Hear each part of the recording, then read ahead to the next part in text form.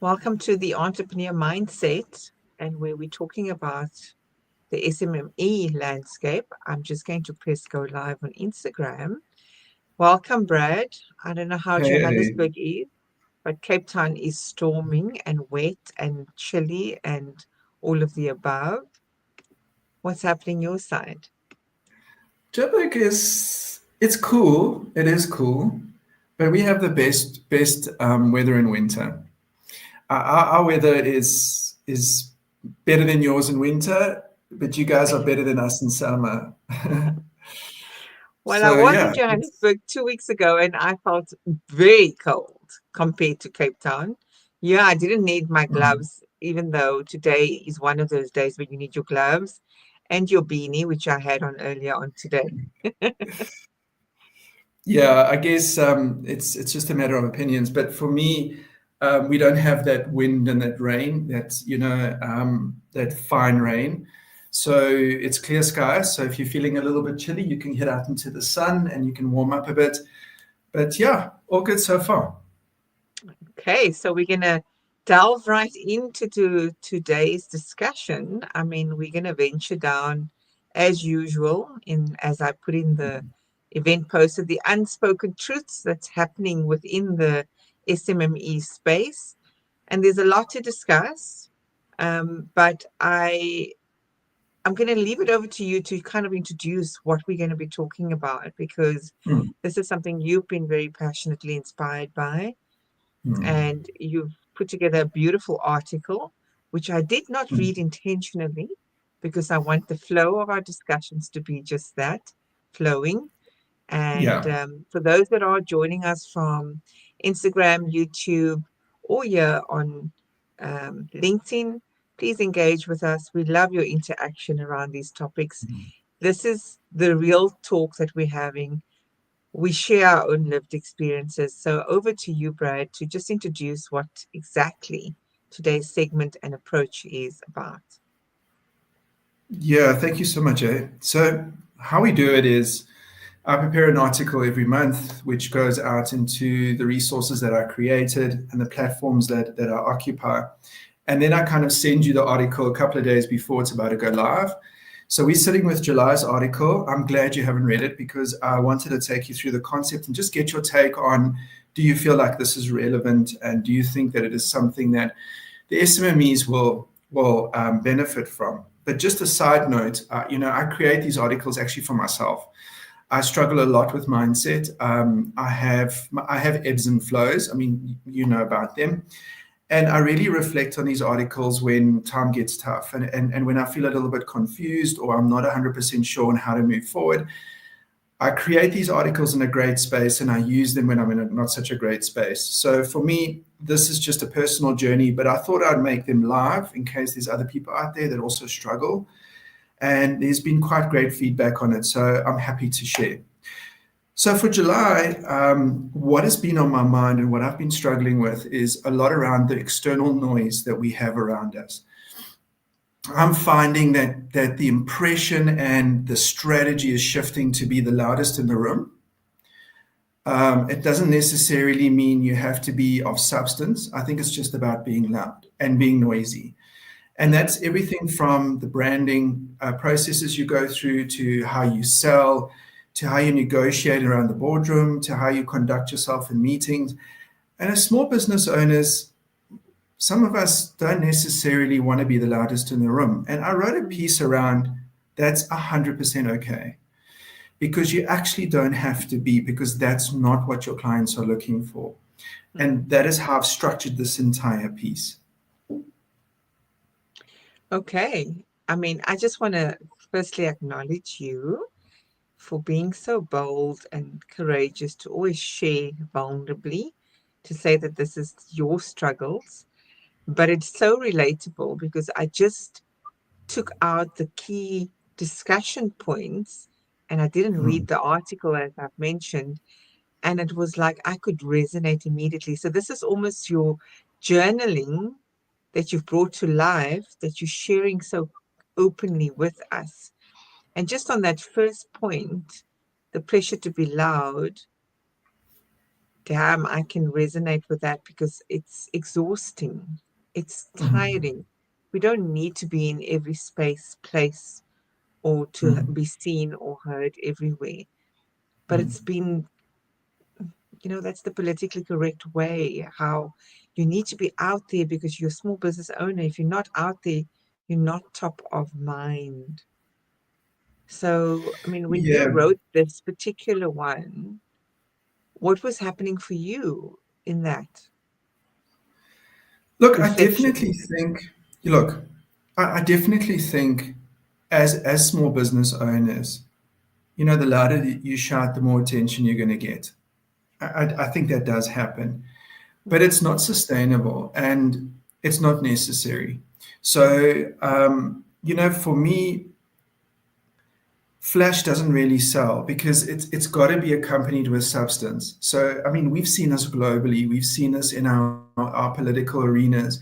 We've seen this through, the economies, for example. I mean, we can just take two really well-known brands, which I reflect on in the piece, and that's obviously Tesla and BYD. And I mean, those are two competitive brands. And yet Tesla, noting that BYD actually has a higher revenue turnover than Tesla, but Tesla is worth a lot more as a brand because there's this essence of being loud and outspoken, and it's got a very charismatic. charismatic leader who accentuates the brand and pushes the brand, whether it's negative or positive. And it affects the value of the brand. But the market share is shifting to BYD, and they have quietly moved in. And now they're starting to get a little bit louder with their marketing and a little bit more kind of showcasing a little bit more presence, but they're getting a lot of free press that's Mm, putting a lot of spotlights and a lot of shining a lot of lights on them. So sometimes you don't necessarily, if you're chasing a specific type of business, if your success story is, I want to be well known. I want to walk into a restaurant. I want everyone to turn their heads. I want everyone to pay attention to me. I want to have the fanciest car down the block mm, because that resonates with me. That's okay. You can do that. But the point is not all of us want that. So mm. there is a place for people like me and you, maybe not so you because you are outspoken, but I love the way you do it and I think it suits your brand. But people like myself and many other business owners, we don't necessarily would like to do that. We Mm, do it, but mm. we do it in a quiet manner. And I've actually looked into this, and there's this kind of quiet rebellion happening where people are starting to go, I think it's just too much noise. It's just too noisy. I go onto Instagram and I'm getting screamed at and told what to do and what not to do. We need to focus on our businesses and we need to stay very clear and calm.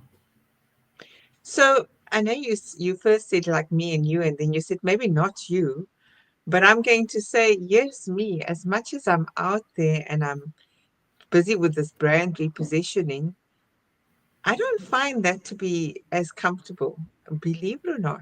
I I'm not the type of person who likes to do these video reels, and I'm testing Mm, it for 3 months and saying that's it.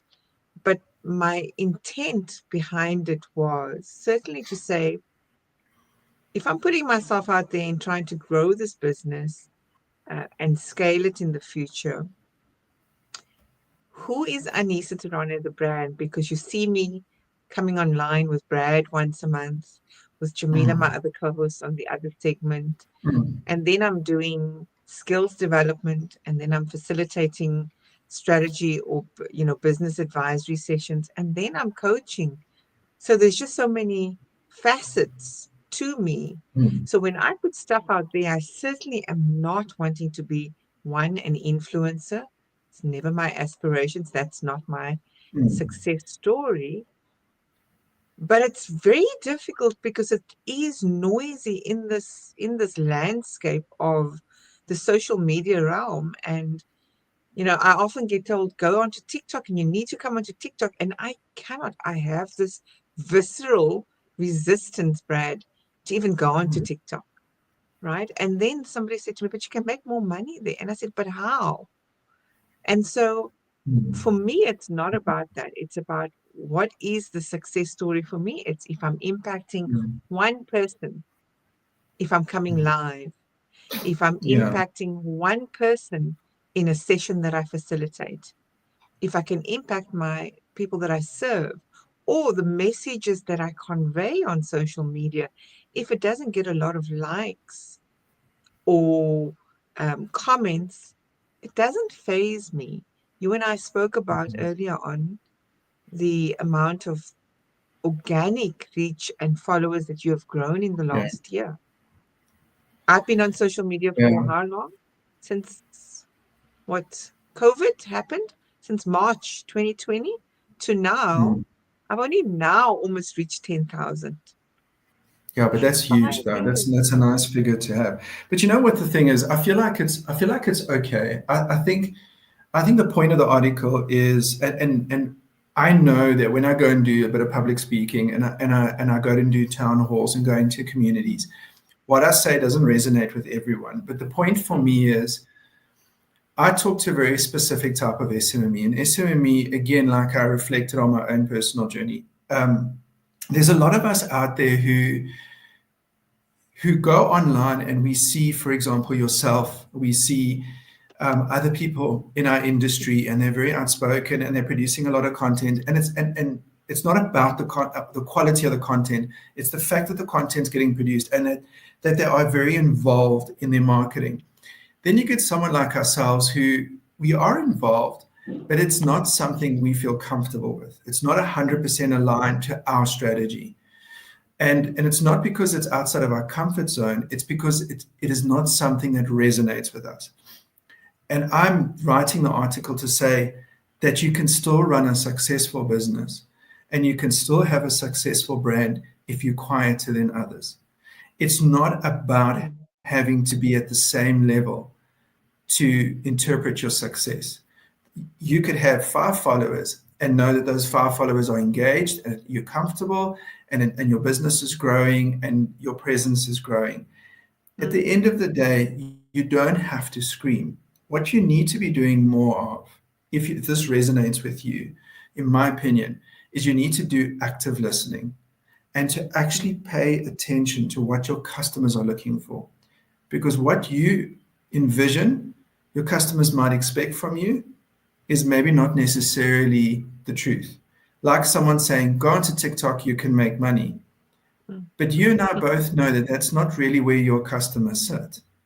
So you know that. That's why instinctively you're like, hell no. You would go, if you knew your customers were there, you would go, yeah, I have to face this fear and do it. But you instinctively know that's not where my customers are, because no one knows your customers better than you do. So active listening is really, really important. And I cover that in the one piece in the article. That's a powerful point that you're raising there, because what we think we want to serve our customers with is not necessarily solving their problem, their points of Mm, pain, or their mm, aspirations that they might have. So I love the fact that you, I mean, just before we started the live, briefly you mentioned that you're realigning your strategy to be more in alignment with what the customer's saying they need or mm, want or aspire to have. And just to come back to your earlier point, there are some big influencers that I know on LinkedIn that celebrates their clients in exactly what you have described. They are the silent winners on LinkedIn. They don't mm, have massive followers. They don't even make a noise when they've done a big deal, or when they have run a successful program or had an awesome speaking gig, as you and I would promote on LinkedIn or wherever we promote our things on. But they are winning nonetheless because they're intentional. They know what their success story is, and they're just there to serve and serve well. So I do think yeah. it's a recipe for success that can work if we have that active listening and truly know the impact that we're cultivating within the clients that we are serving. So just in Mm, terms of, is quiet mm, a strategy? Can being deliberate, intentional, and less visible actually be a competitive advantage? I want to talk to more the competitive advantage mm. part. What was coming I up for think you there when you were doing that in your writing? so. I think as a competitive advantage. So if you are not naturally engineered to be the loudest in the room, it doesn't necessarily mean you are not going to be the most successful person in the room. Hmm. And that is because as a person that's naturally quieter and more reserved, you have the ability to listen, watch, and observe, which then gives you insight into what your competitors are doing. It gives you insight into how the landscape is changing.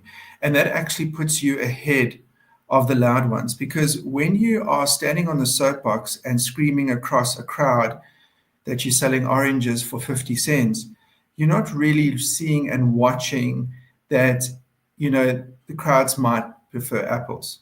Hmm. Or you might not be picking up that behind you, someone is setting up a stand where they're selling, the oranges for 45 cents. So being loud keeps you very busy. Hmm. When you're naturally quieter and more reserved, it does give you, in my view, a strategic positioning because you are able to shift and sidestep quicker and more efficiently. This is purely in my opinion and what I've observed But from that's working with wisdom. users. That right there is wisdom because the wise sages always says that if you find yourself speaking a lot in rooms, that means that you are not listening and learning and growing. Mhm. Then you need to find new rooms to be in because you need to rather be silent Not that actually. and That's get actually as correct. much wisdom within that room.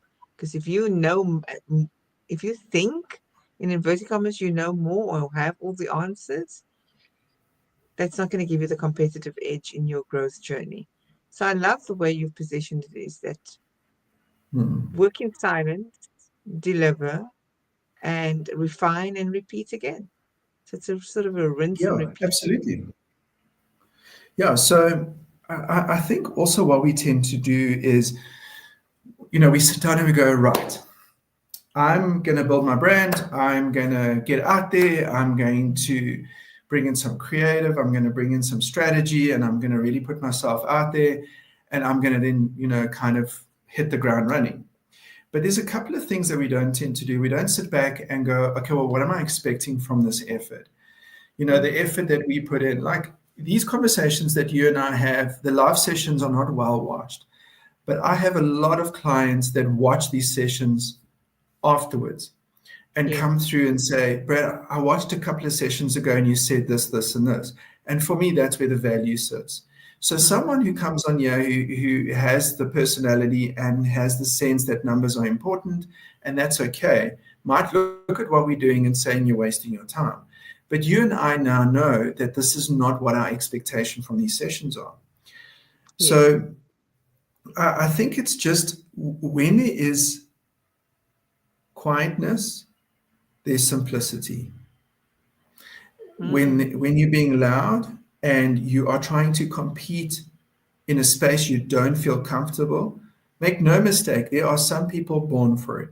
And they Yeah. are out there changing that side of the world and doing really amazing things. But they're not the only people on the planet running a business. There are many, many, many other people out there that are super successful in a quiet, calm way. So don't put pressure on yourself to be in a space where you don't have to be. You don't have to be the loudest person in the room to be on a path to success. Very important lesson I had to learn and still have to learn sometimes when the ego steps in. And we always have the ego discussion in our conversation. Somehow it always Always. surfaces because ego and mindset, they kind of work hand in hand with one another. So, I mean, it leads me to the next category here, and I know we're going between what it's not in any particular order. We're just in the flow of the conversation. Um, Redefining what success looks like will kind of tame that ego that we're speaking about.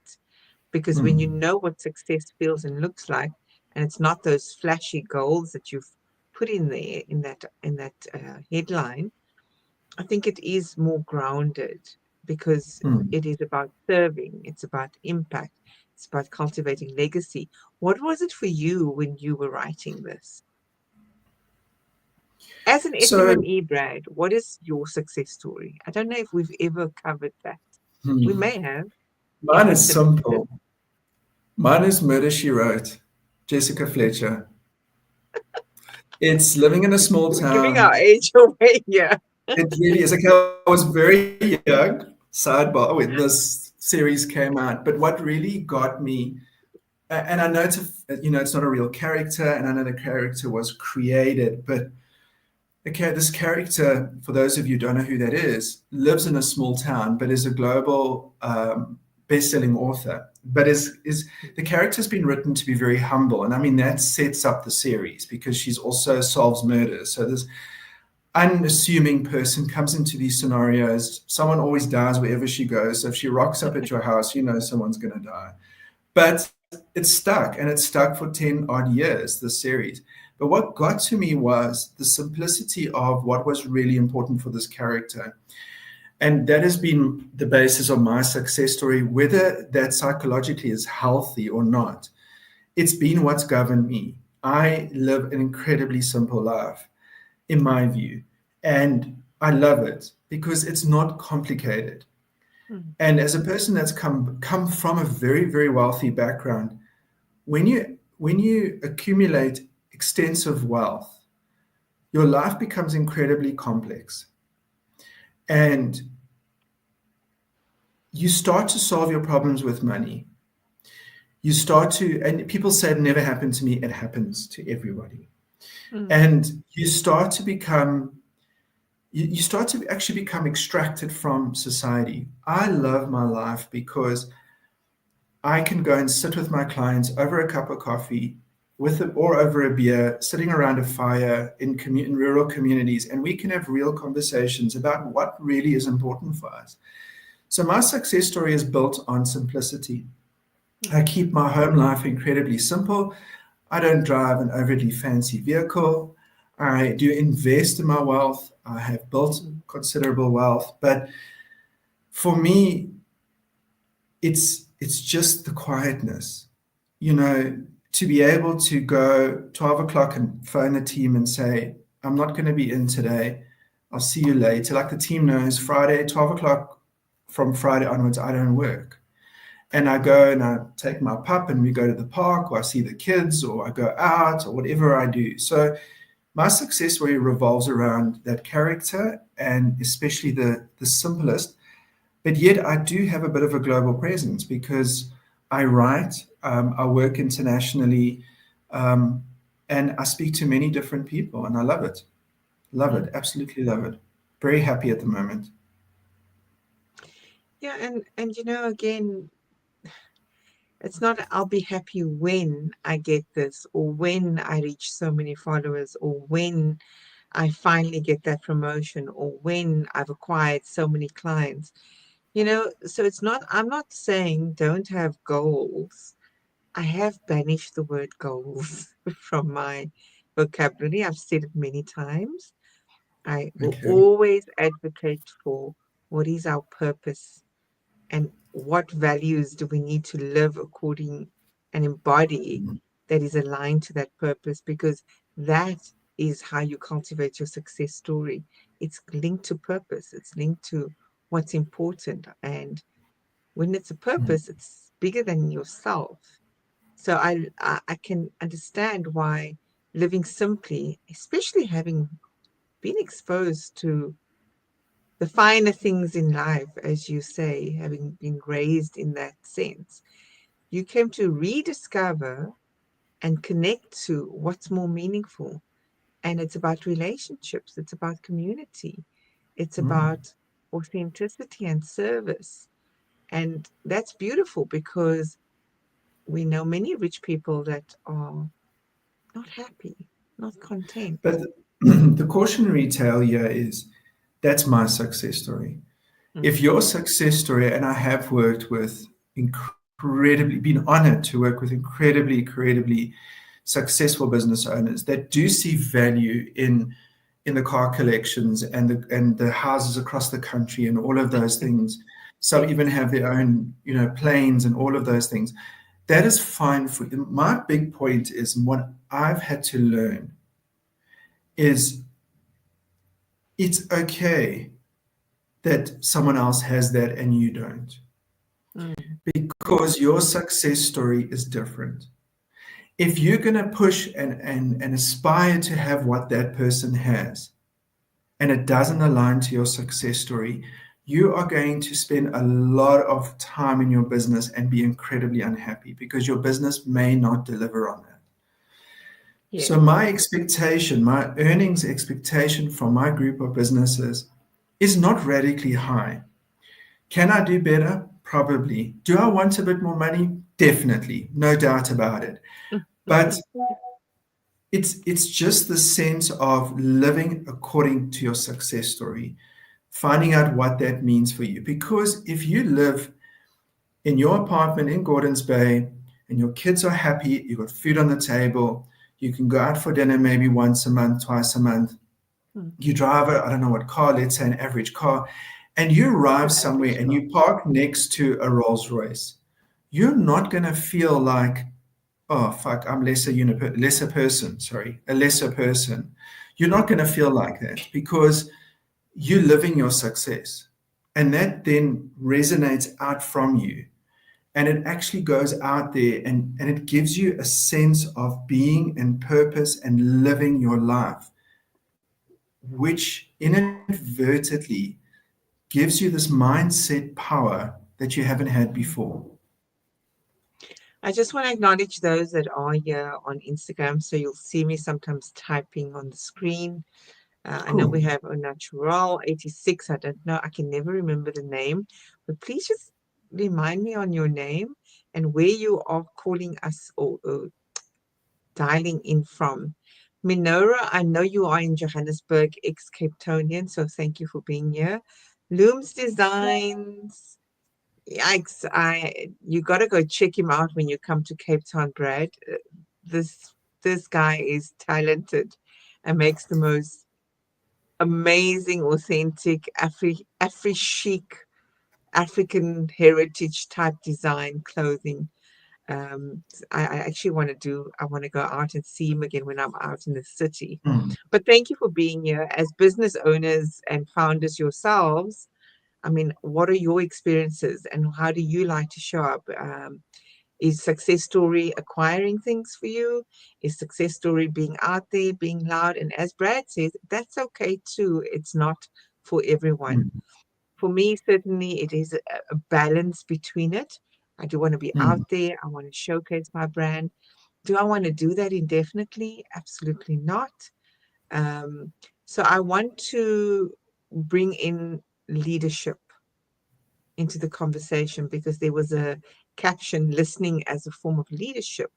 And how does deep listening to your clients, to your market, to yourself change the way we do mm. business? You know, leadership is something I'm very passionate about, but leading from the Yeah, inside out, right? yeah, So, yeah. again, by definition and context, it might mean very different things to different people. I Mm, always love to hear your stories because they are encouraging and inspiring, and you humble, Brad. You are such a humble, down to earth soul, and you know, you are a successful authority, but you do so from a place of leadership that is not, again, loud. mm. Yeah, I think it's just, I don't know if it's getting older and you just don't have the energy to be loud anymore, Yes. or if it's the realization that you're just running in circles and kicking up dust. But I've been on a mission for, I would say, the last 5 years to really just focus on what I love doing. I'm so privileged because um, I love what I do. I absolutely love the industry that I'm in.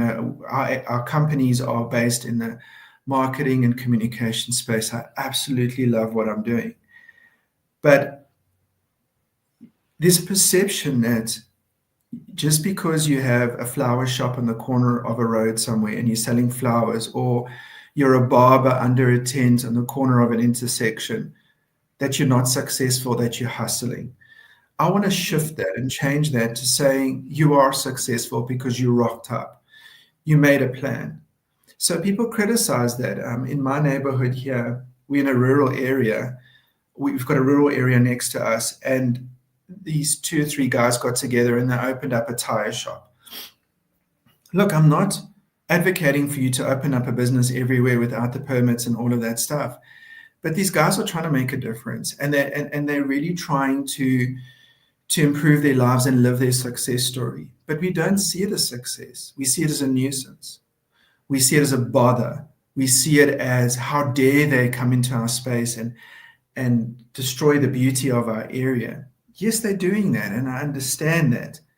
But let's merit them as successful.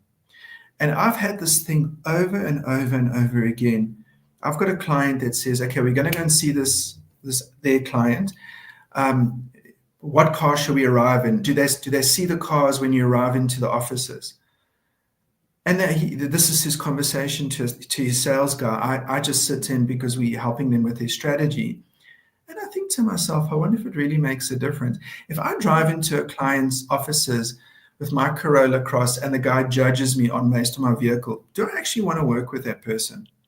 Because is No. he going to judge me on my skill, or is he going to judge me for being flashy and loud? Because I can't do flashy and loud.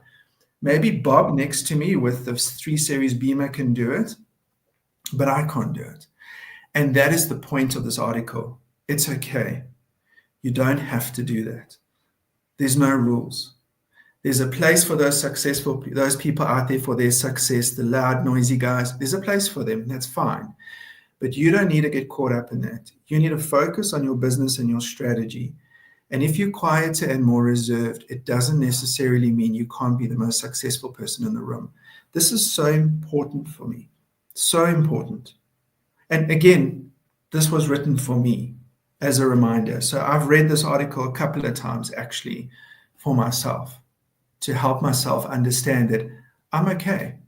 Because, I mean, Anissa, come on. I mean, I just saw now they're selling an island with a castle on it.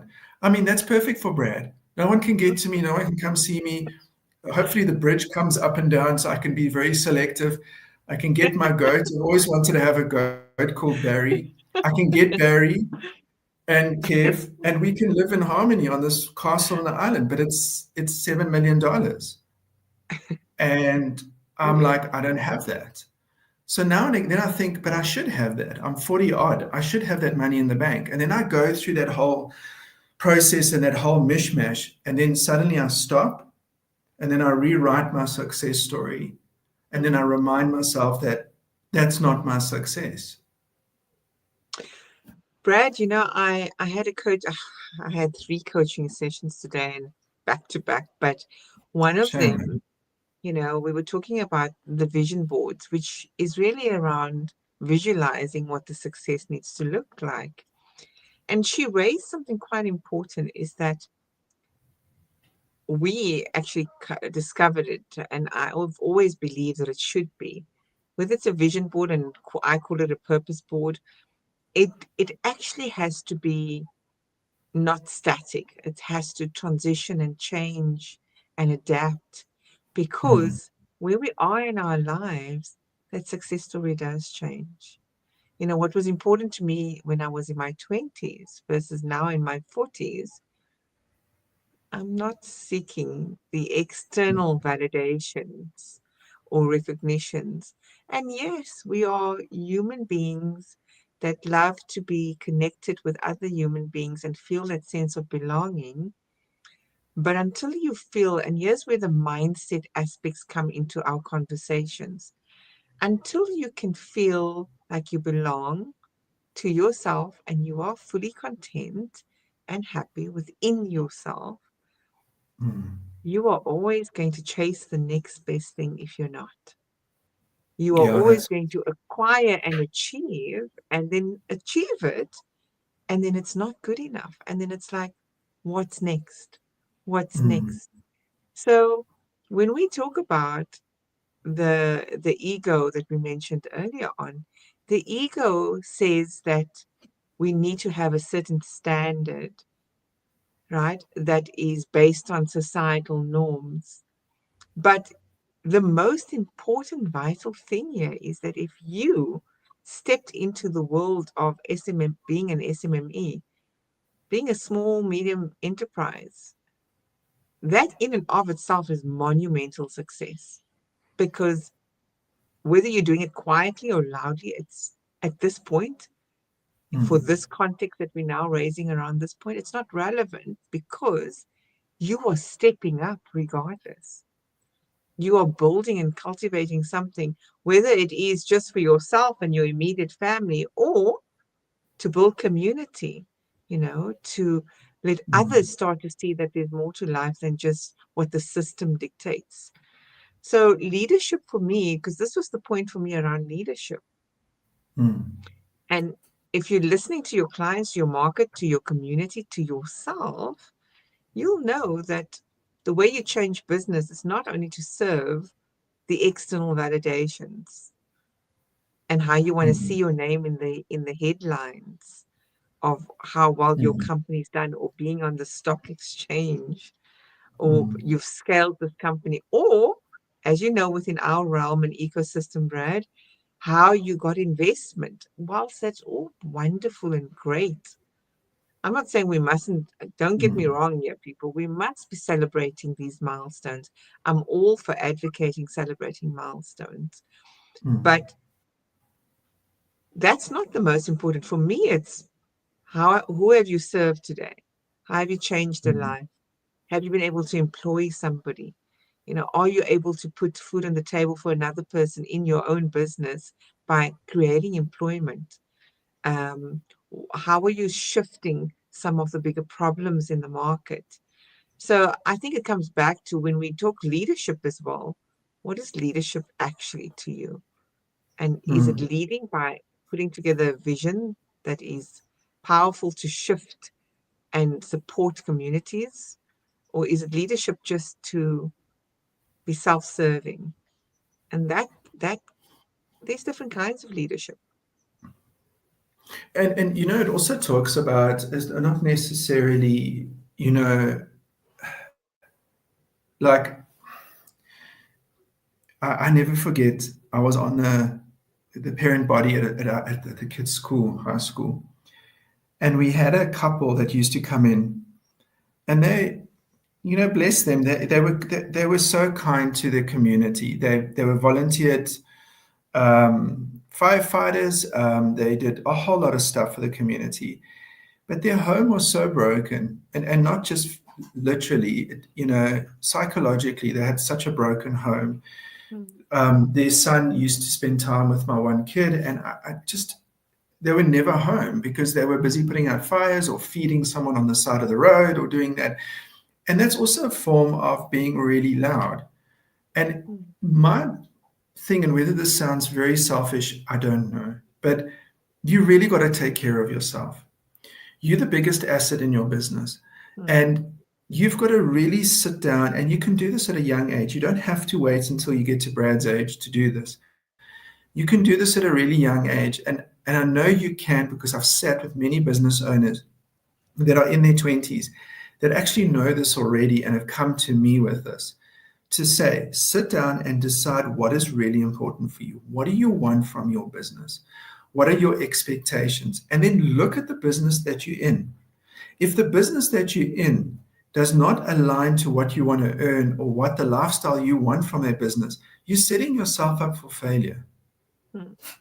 Because there's some businesses that can deliver on that, and there are some that can't.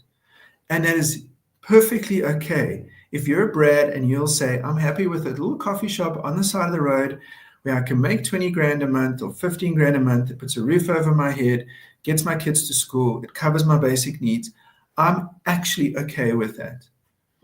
Then that changes your whole life dramatically, because wherever you go, you will stand up as a successful business owner, regardless of what the person next to you looks like, what car they drive, and what they're wearing, because you know you're living your success. But if you are not, and you're aspiring to be something that doesn't align with your mindset, it doesn't align with your purpose, wherever you go, you are going to get knocked back by people who are showing up differently. Yeah, I'm kind of latching on to the whole taking care of self in your business, and that's very sound advice because we tend to get so busy and it gets loud, like you say. And then in those moments, we forget about nurturing our soul, our minds, and our bodies. I mean, I certainly felt it over the weekend. I was sort of lashing out at my kids this Saturday, and I realized, well, my patience is a bit short. I am normally not going to lash out like that. I will remove myself, go into silence. And I realized that that is what I was needing. Mm, And I went to the mm, ocean and I was sitting there, first in my car, just watching the waves. And then the next minute I was mm, like, no, man, it's a beautiful day. Why am I even sitting inside the car? It's winter, mm, right? So, like, the sun is shining. So get out of the car, which I mm, did. And I mean, the most of that morning, I was like on mommy duty. My daughter was grading in a karate. And afterwards, I took her out and we celebrated and we had a lovely time. But then in that moment, I thought, now, when do I, as a business owner, even celebrate myself? And it doesn't have to be loud, too, you know, celebrating, just simply going to sit at that ocean, pausing and reflecting in that moment, so saying, well done. Well done for showing up. mm, Well done for persevering. Well done for reaching out to these clients and mm, following up on those particular leads, with its clients you met at events. It was the little things. But I knew that I wasn't nurturing my inner soul and I wasn't even celebrating my successes, my milestones. And so that's another component. I know it's not in your July no, newsletter or yeah, article, it's an but I, article, I yeah. find that that's a gap for us as small business owners. We don't celebrate the little wins. I think it's, look, I'm kind of famous for not doing that. Like, I don't take leave. Yes. I'm not a holiday person. I don't take leave. I don't enjoy it. I find it cumbersome to pack a bag and go and sit somewhere and all you're thinking about is the business. And then when you do switch off, you get into a space where you don't want to come back. Not because you hate what you do, it's just because you then realize like how much effort this really takes to keep your business Hmm. going. What I'm a firm believer in is, you know, if you decide, let's say, for example, you want to be the next Rupert, you want to be the richest man in South Africa and you gear your life up for that. Hmm. I think that's great and I think it's okay, but evaluate your strategy, make sure it aligns. If you would like to be just run a small business, lock it up at 5 o'clock, go home and have quality of life, not saying that the Rupert guy cannot have that. I'm saying that every decision that you make, there's going to be rewards naturally, and then there's going to be the downside naturally. Hmm. If you run a little flower shop and you sit in that flower shop and you resent it every day because it doesn't give you the lifestyle that you want, you're just setting yourself up for failure. So the best way you can reward yourself is to be honest with yourself, to reflect and decide what is really important for you, not for your family, not for your culture, not for even for your faith, for you. Because your family, your culture, your faith are the support mechanisms to take you forward. They are not the primary reason why you own those businesses. It's got to be around what you view success, how you view it, and that can change. You can run that flower shop in your 20s and realize in your 30s, hell no, I'm not doing this, I'm shifting. But that for me is a real strategic move rather than a hustle move where you're jumping Yeah. between businesses because you want more money. So the real reward is the honesty. And I can tell you, I've seen it over and over and over again. You can go out and buy the fanciest fleet of cars and you can buy as many houses as you want. But if you are not happy with what you do, it will come back to you and it will haunt you for the rest of your life. Sit into the space where you feel comfortable, build a business that you would want to build, regardless of what other people think, and your success will follow and your reward as well. Mm. Mm. Nice to see you here, Kelsey, on Insta, and it's Misham. And then we've got you, Liswa. Thank you for joining. Any comments from our audience? Any interactions? We haven't heard from you unless you're so engrossed in this conversation and the wisdom shared by Brad. What else is on the topic of discussion today? I think we've covered pretty much Yeah, so most of it. yeah, I think it's a great topic. I think this whole, kind of using quietness and calmness as a strategy is really, really quite strong. That came out quite nicely for me. But also, as the world is not going to get quieter. The world Yeah. is just going to get louder and louder. And we have all noticed, all business owners across all different age groups, etc. It is getting harder to get your clients to pay attention to you. Where you were given maybe 10 minutes of their attention span for your ad, you've now got literally 2 minutes. That's If why, you're our lucky. marketing, yeah, if you're lucky, that's why our marketing communication has changed to short snippets and quick messaging, etc. Mm. But sometimes when you take a step back and you see this noise happening around you, instead of focusing kind of on the noise, focus on the audience. Go and talk to your customers and say, I realize that you're getting bombarded with messaging. How can I actually talk to you in a way that you feel like it's not a threat or intrusion, that you're open to it, and I'll be able to message you, or I'll be able to call you, or whatever suits you. So a great example is I've got a golden retriever, Kevin. Kevin gets groomed once a month. And the grooming service, I must just tell you, I've never experienced this with grooming services before. And it's not just the quality of the service. They show up when they show up, they're friendly, etc. Kevin is 13 years old and she struggles with her legs. And the owner of the company reached out and said, I realize that you got Kevin's grooming on Friday.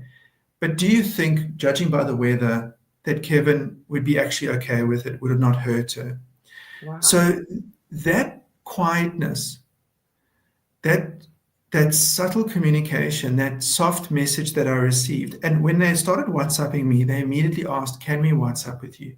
Can we communicate via WhatsApp? We find it's the best way to get hold of you," which it is. Mm. And they just sent a very subtle message. They didn't send it after hours. They didn't send it early hours in the morning. They sent it 8:30 in the morning because that's when they know I sit at my desk. So they know me so well, and I'm only just doing this once a month. Mm. I'm Mm. not a massive client to them, but they've taken the time and the energy to really understand their clients. Instead of them taking the time and the energy to scream and shout and market and whatever they need to do, their strategy has been, we are going to listen, we are going to watch, and we are going to observe our clients. And that is our strategy. That's a beautiful example of where this article is relevant. Again, it's not going to be for everyone, and I get that, Yeah. but it is positioned specifically for this example. It's interesting that 15 years ago, when I did my coaching, there's a book that I was introduced to by David Roth, which was Quiet Leadership. I don't know if you've ever read it, Brad. I think you would Hmm. thoroughly enjoy it. Have you read Hmm. it? Yeah, I've read bits of it. I haven't pushed through. Yeah. So for me, I love that because that quiet leadership is knowing oneself so well enough Hmm. and Hmm. leading oneself. It's that art of mastering yourself to such an extent that you don't need to be seen, heard, understood, validated outside of yourself, right?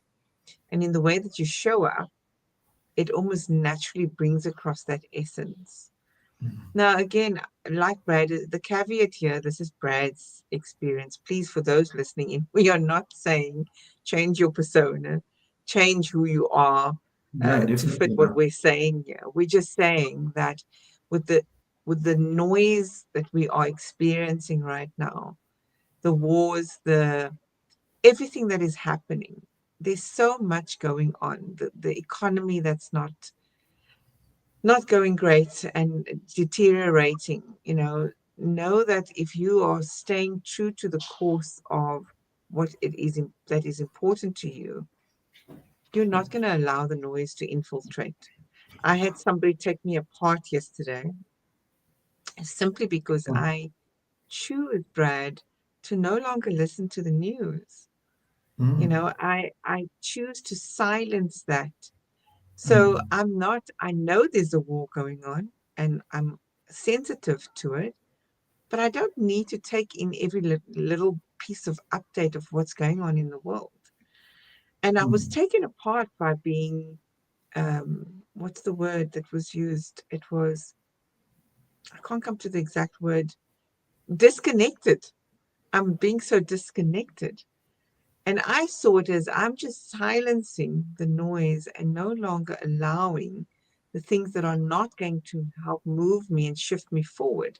And I saw that as a way of quiet leadership, mm. leading, allowing, and my energy is a currency, right? Mm.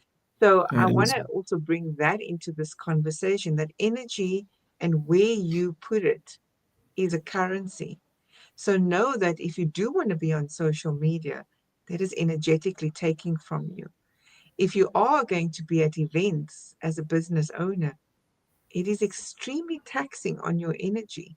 And then, yet, at the same time, everyone is there to do exactly the same thing, come and network, come and share their business. I've had a bit of a shift, Brad. I don't see why I must be at every event anymore. I don't see the need.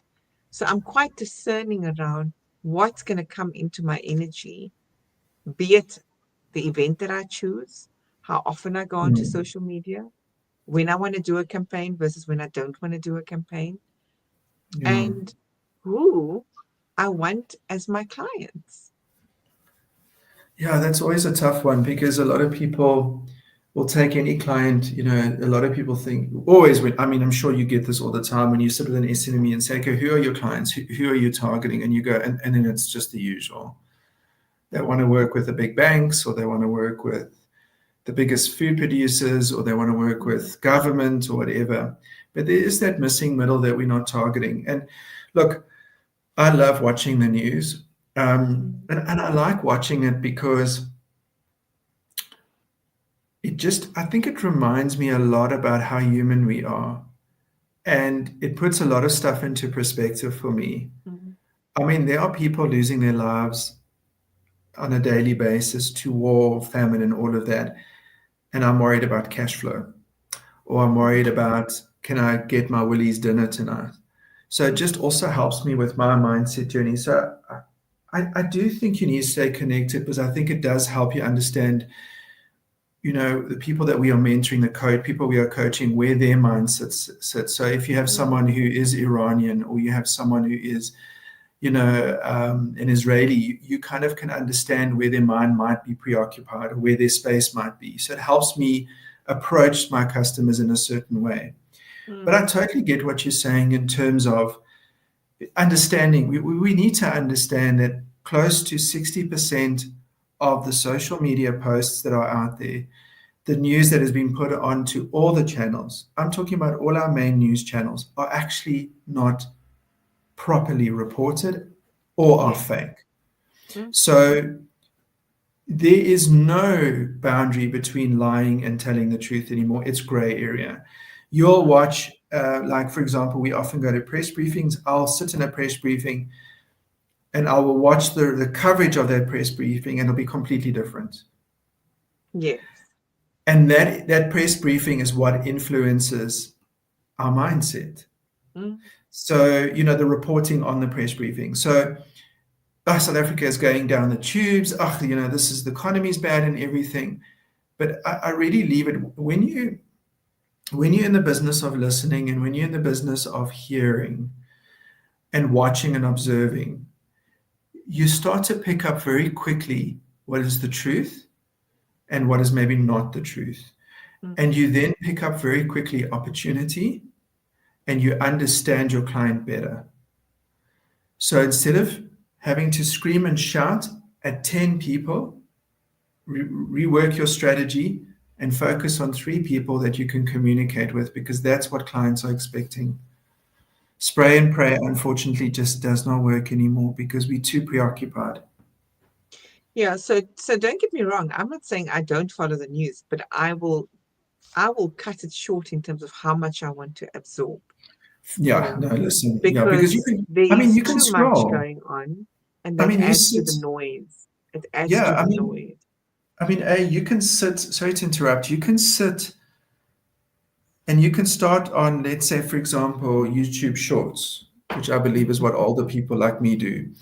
And you can sit there, and the next thing an hour is gone, and you've watched cock. It's not anything Yes. that's you actually what you're actually doing is filtering. You're going, oh, that's nonsense, and you're laughing, and it's someone falling, and then it's some heavy news article, and then this person's a liar, and how dare they, and they're fighting each other in parliament, and an hour goes by, and it's just so noisy, and then afterwards you're like, oh no, Lord, I need a break from that, and then what do? You go onto Instagram.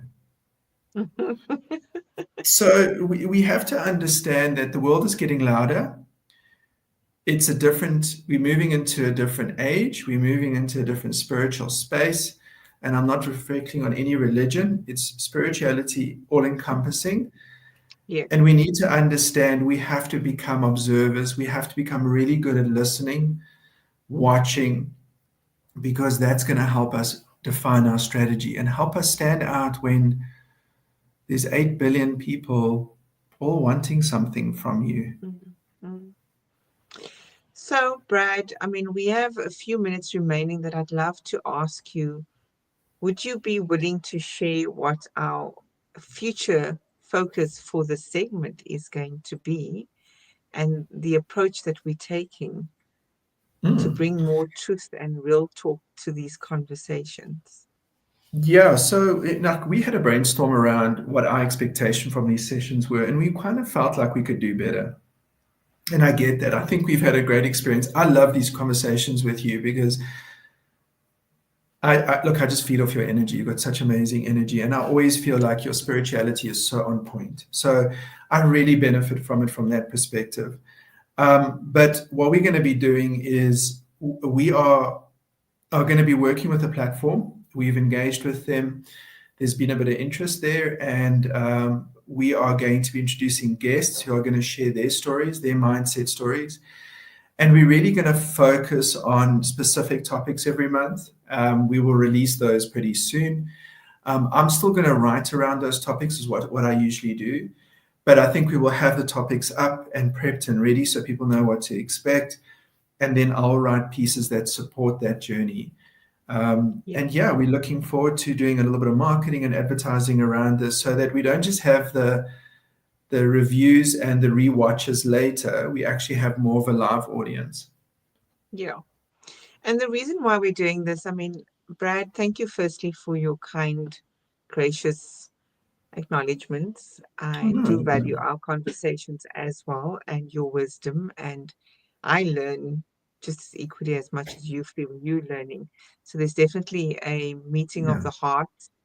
And I would say, I prefer to say meeting of the hearts, because that for me is linked to that whole spirituality aspect.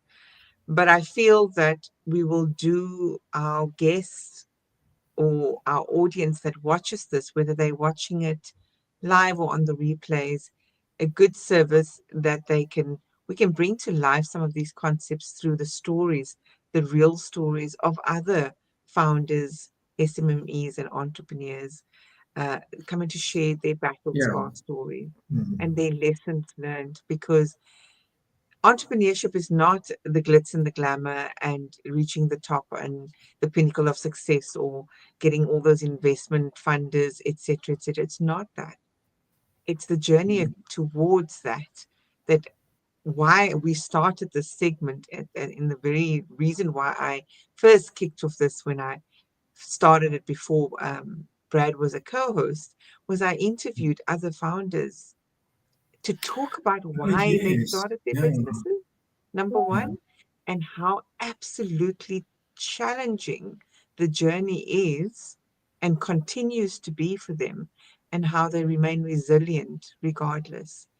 And some of those were very loud, as Brad would say, but others were quite quiet and yet very successful in their endeavors.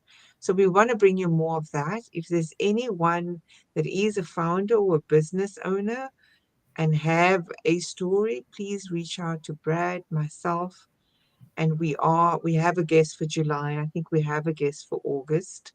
Mm. But we will certainly put out another recruitment drive post where you could then share a bit of your story on an intake form, and we will then assess it and then get you scheduled in the way that we do just generally. So for those Mm. that have been here week in, week out, or month in, month out in this segment, we really appreciate your contributions or watching us and the replays. Yeah, give us some feedback. If there's any topics that Yeah. are important to you, please share it. And I want to thank Brad for always steering this conversation through his deep reflective journaling, I would say, around his own Yeah. mindset challenges, because it sets the tone and gives an invitation to others as well. That's from me. I want to say thank you, Brad. And then from your side, you want to close off so we can end the live. Yeah, no, just keep watching, guys. For those that are rewatching, thank you very much for doing that. We appreciate it. We are growing. We do a lot of other work that we'll bring into this. So, yeah, it's just consolidating and getting a better expectation versus reality out of this. But yeah, go read the article. It'll be up 1st of July. And hey, we will chat. Hey. We will. Take care until next month, last Wednesday of the month. Watch the space.